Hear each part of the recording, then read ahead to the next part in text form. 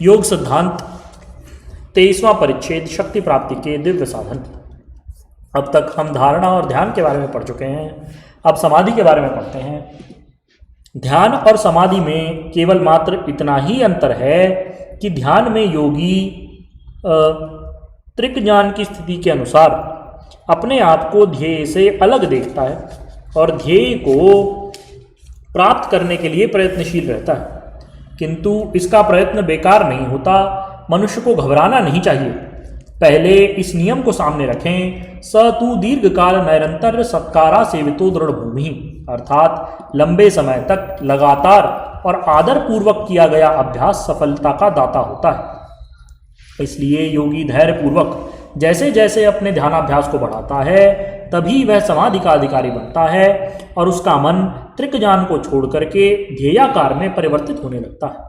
ध्यानावस्था में साधक ध्याता था और अपने इष्ट देव का ध्यान करता था। उस अवस्था में ध्याता, ध्यान और ध्येय ये तीन वस्तुएं अलग अलग भाषित होती थी, किंतु समाधि प्राप्त होने पर भगवान पतंजलि देव बतलाते हैं कि तदेवार्थ मात्र निर्भासम स्वरूप शून्यमेव समाधि, अर्थात जिसमें अर्थ मात्र ही निर्भासित होता रहे और अपना स्वरूप भी समाप्त हो जाए।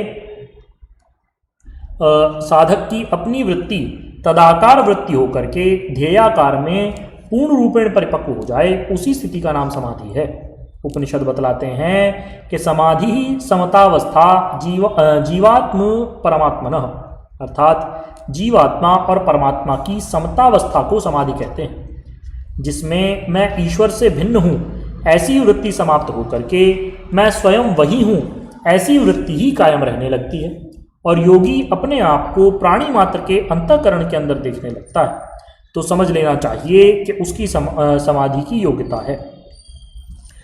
जगदात्मा भगवान श्री कृष्ण ने स्वयं अपने मुखारविंद से श्रीमद् भगवद गीता के 6ठे अध्याय में कहा, सर्वभूतस्थमात्मानं सर्वभूतानि चात्मनि ईक्षते योग युक्तात्मा सर्वत्र समदर्शनः, अर्थात प्राणी मात्र में अपने आप को और प्राणी मात्र को अपने अंदर केवल मात्र युक्त योगी ही देखता है, अन्य नहीं। ये स्थिति योगी को समाधि में ही उपलब्ध हो पाती है। जिस योगी का मन समाधिवान बन जाता है और उसकी समाधि यथार्थ रूप को धारण कर लेती है तो स्वतः ही संयम होने लगता है।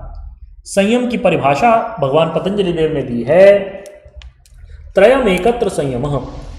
इस सूत्र पर भगवान व्यास देव जी भाष्य लिखते हैं, एक विषयाणि त्रीणि साधनानि संयम इति उच्यते तदस्य त्रयस्य तांत्रिकी परिभाषा संयम इति।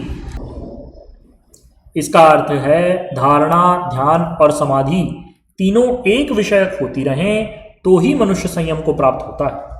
कहने का अभिप्राय है कि साधक जिस समय धारणा का अभ्यास करे वह धारणा केवल एक ध्येय का ही अवलंबन करने वाली हो, किसी भी प्रकार से प्रत्यांतर प्रकट न करे। धारणा काल में जिस ध्येय का चिंतन किया जाए उस चिंतन स्थिति में कोई दूसरा ध्येय कल्पना से भी सामने न आए और इसी प्रकार से ध्यान काल में वृत्ति एकाग्र हो जाने पर किसी भी प्रकार से चित्त किसी दूसरे ज्ञान को बिल्कुल प्राप्त न हो, वही धारणा काल में चिंतन किया हुआ ध्येय उसके सम्मुख प्रकट हो जाए तो समझ लेना चाहिए कि उसने ध्यान की भूमिका पर विजय प्राप्त कर ली है। किंतु इतना हो जाने के बाद योगी को प्रमादान्वित नहीं होना चाहिए, जिससे कि वह अपने मन में समझ बैठे कि मैंने पूर्णता को पा लिया है, आगे कुछ भी प्राप्त विशेष नहीं। ऐसी भावना बन जाने पर तो योगी को अंतराय घेर लेंगे और वह समाधि तक पहुंच ही नहीं पाएगा।